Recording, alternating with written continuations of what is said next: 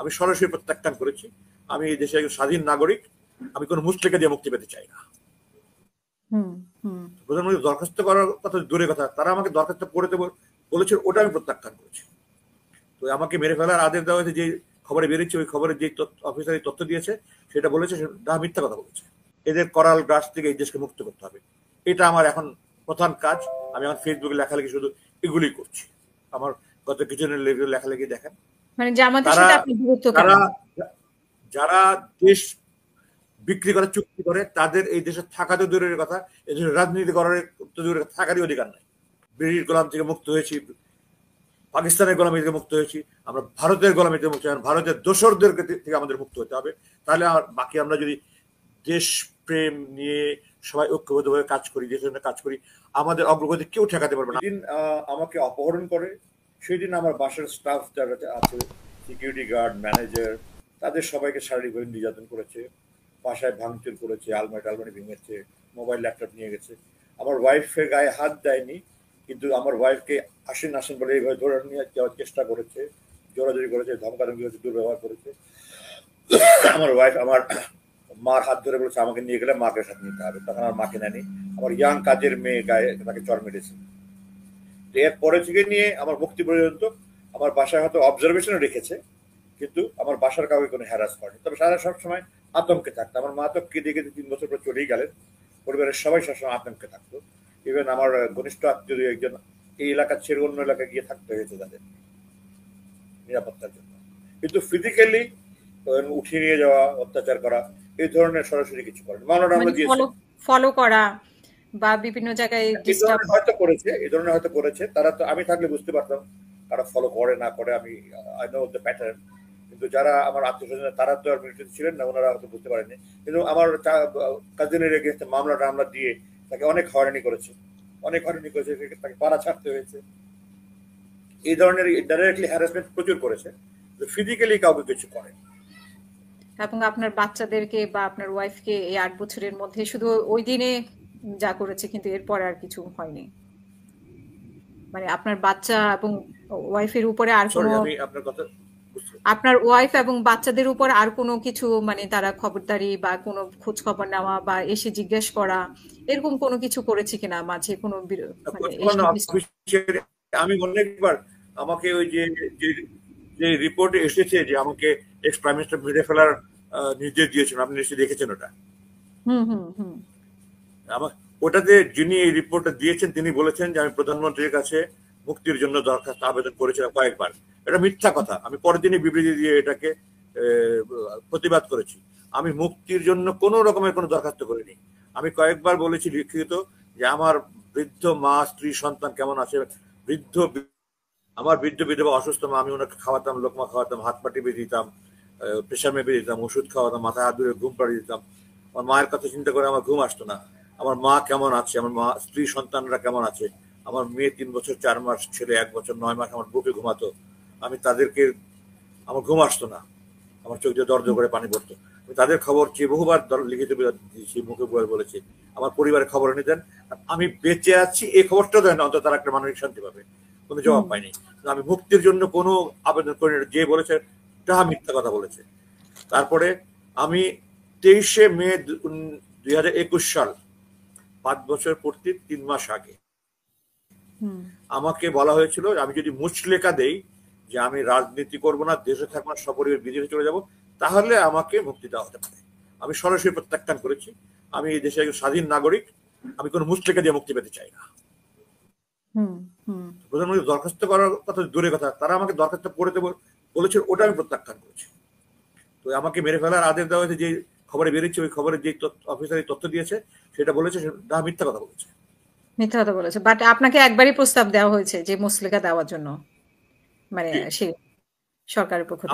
আমার যেভাবে আমি দৃঢ়তার সাথে বলেছি, তারা দ্বিতীয়বার বলার সাহস, একদিনই কয়েকবার বলেছে আমার সাথে। এটা 23শে মে 2021 বিকেলে আসরের নামাজের সময়টা, নামাজ পড়ে বসে দোয়া করছিলাম, ওই সময় এসেছিল, তখন কথা বলি। এরপরে আমাকে আর বলার সাহস পায় না।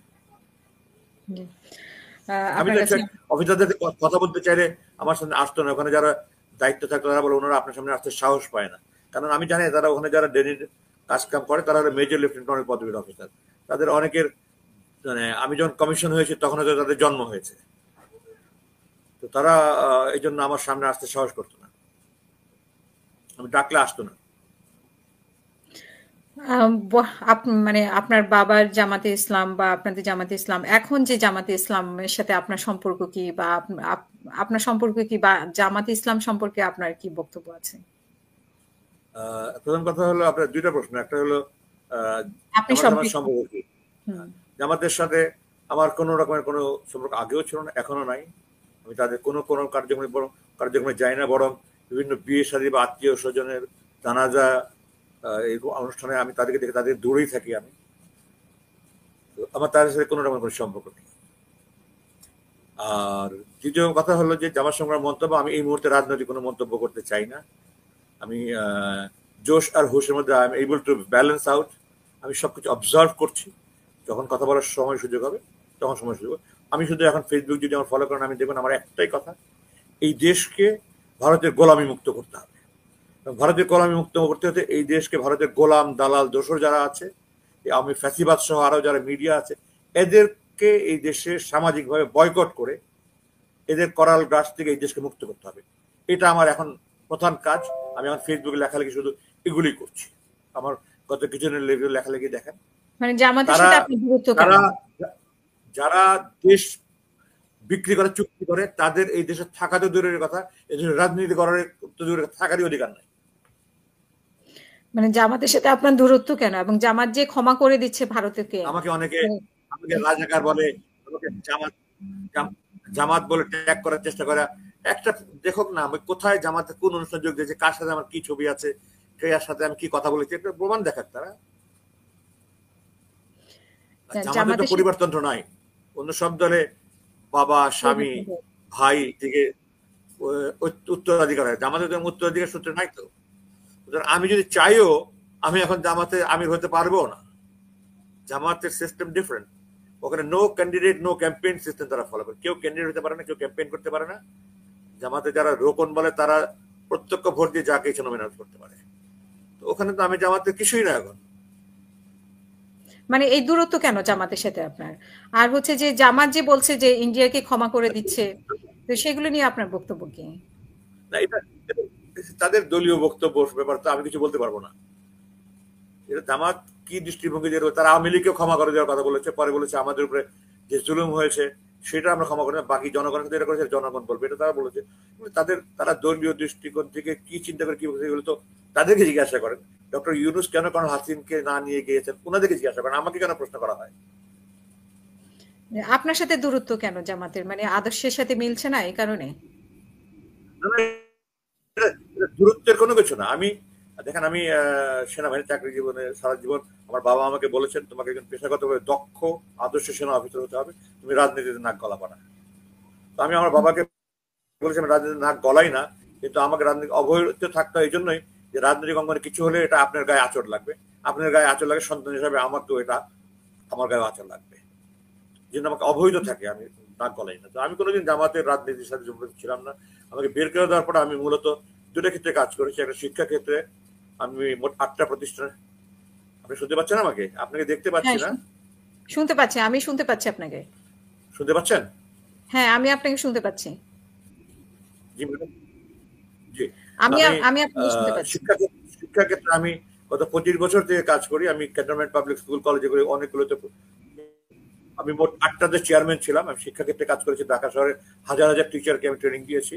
আর আমি ইন্টেলেকচুয়াল ফিল্ডে একটা থিঙ্ক ট্যাঙ্ক গ্রুপে এক্সিকিউটিভ ডাইরেক্টর ছিলাম।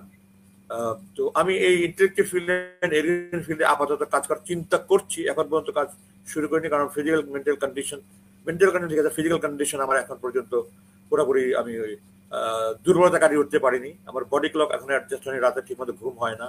তো সবকিছু মিলিয়ে আমি ফিজিক্যালি এখনো কোনো কিছুতে ঝাঁপিয়ে পড়ার মতো সুযোগ নেই আমার। অনেক রকমের অনেকে প্রলোভন দেখাচ্ছে, আমি কোনো প্রলোভনে কখনো প্রভাবিত হই না। আমি ঠান্ডা মাথায় আল্লাহ সন্তুষ্টির জন্য, দেশের কাজ করার জন্য, যেটা করা আমার জন্য, আমি আমার বিদ্যা বুদ্ধি আল্লাহ যতটুকু মেধা দিয়েছে দিয়ে যোগ্যতা দিয়ে যতটুকু পারি করার জন্য, যেটা ভালো মনে করবো সেটাই করবো। এই মুহূর্তে আমি রাজনীতি নিয়ে কোনো চিন্তা করছি না। সুতরাং জামাত বলেন অন্য কোনো বলেন, তার সাথে আমার কোনো দূরত্ব কিছু না, আমি সবকিছু অবজার্ভ করছি, পর্যবেক্ষণ করছি। অসংখ্য ধন্যবাদ। অনেকটা সময় আপনি আমাদেরকে দিয়েছেন। আমাদের দর্শকদের পক্ষ থেকে আপনাকে অসংখ্য ধন্যবাদ। আমাদের দর্শকদের জন্য এবং সবার জন্য আপনার কি বলার আছে শেষ বক্তব্য আপনার আজকের অনুষ্ঠানের জন্য? আমি সবাইকে একটা কথা বলতে চাই যে আমরা 53 বছর গেল একটা দেশ যখন স্বাধীন হয়ে যায় তারা বহু দূর এগিয়ে যায়, একটা স্বাধীনতার এই স্পিরিটে অনেক দূর এগিয়ে যায়। ভিয়েতনাম 1975 সালে স্বাধীন হয়েছে, তারা আজকে আমাদের অনেক এগিয়ে গেছে। দুবাই, ইউএই তারা 1971 সালের ডিসেম্বরে, আমাদের একটা 16, ওদের একটা 2 ডিসেম্বর, তারা আজকে কোথায় চলে গেছে দেখেন, আমাদের তুলনাই হয় না। তারা এত উঁচুতে চলে গেছে। আমরা কেন পারছি না? আমরা পারছি না। আমাদের দেশের চারিদিকে একটা এবং এই শত্রুর যারা এখানে দালাল দোসর আছে, যারা গোলাম আছে, তাদেরকে চিহ্নিত করে তাদেরকে যদি বয়কট করে আমরা সবাই ঐক্যবদ্ধভাবে কাজ করতে পারি, দেশের স্বাধীনতা, সমৃদ্ধি, সুখ, অগ্রগতি, উন্নতি সবকিছু সম্ভব। আমাদের দেশের মানুষের জোশ আছে, রেজিলিয়েন্স আছে। আমাদের দেশের মানুষ প্রতিকূলতার মধ্যে বেরোতে, আমরা ও কারো অধীন থাকতে পারি না, আমরা কারো অধীন থাকি না। আমরা ব্রিটিশ গোলাম থেকে মুক্ত হয়েছি, পাকিস্তানের গোলামি থেকে মুক্ত হয়েছি, আমরা ভারতের গোলামি থেকে মুক্ত হয়েছি, ভারতের দোসরদের থেকে আমাদের মুক্ত হতে হবে। তাহলে বাকি আমরা যদি দেশপ্রেম নিয়ে সবাই ঐক্যবদ্ধভাবে কাজ করি, দেশের জন্য কাজ করি, আমাদের অগ্রগতি কেউ ঠেকাতে পারবে না। আমাদের মেধা, আমি পৃথিবীর বহু দেশে গিয়েছি, আল্লাহ আমাকে দাওয়াত সুযোগ দিয়েছে। আমাদের দেখে আপনি নিশ্চয়ই জানেন, আপনার আত্মীয় স্বজন আছে যারা এই বিদেশে যাচ্ছে, সবাই খুব ভালো ভালো করছে, কিন্তু আমরা দেশে এখানে কিছু করতে পারছি না, করার সুযোগ পাচ্ছি না। কেন সুযোগ পাচ্ছি না? আমাদের নেতৃত্বের অভাব, সুযোগ্য রাজনৈতিক নেতৃত্বের অভাব।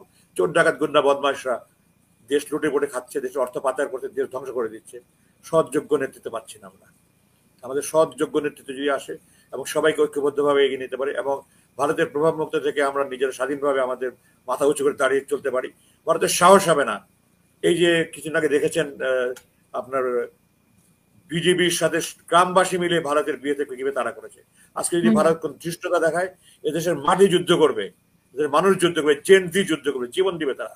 না, এই যে মোদির সাথে যে ভারতের ট্রাম্পের বৈঠক হলো, সেখানে তো একটা বলা হচ্ছে যে ট্রাম্প নাকি মোদিকে দায়িত্ব দিয়েছে বাংলাদেশের। এটা নিয়ে দায়িত্ব দেয়নি, বলছে এটা ওই এলাকার ব্যাপার, এটা আমরা এটাতে নাক গলাবো না, এইভাবে বলেছে। মোদিকে দায়িত্ব দেয়নি যে আপনি ওদেরকে কন্ট্রোল করুন, এই ধরনের কোনো দায়িত্ব দেয়নি। মিডিয়াগুলো প্রচার করছে এরকমই, ভারতীয় মিডিয়া বলি।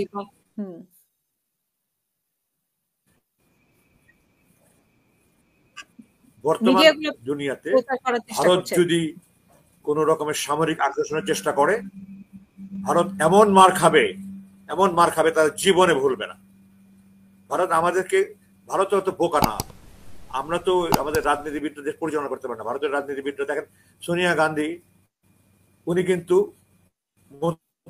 প্রধানমন্ত্রী হওয়ার সুযোগ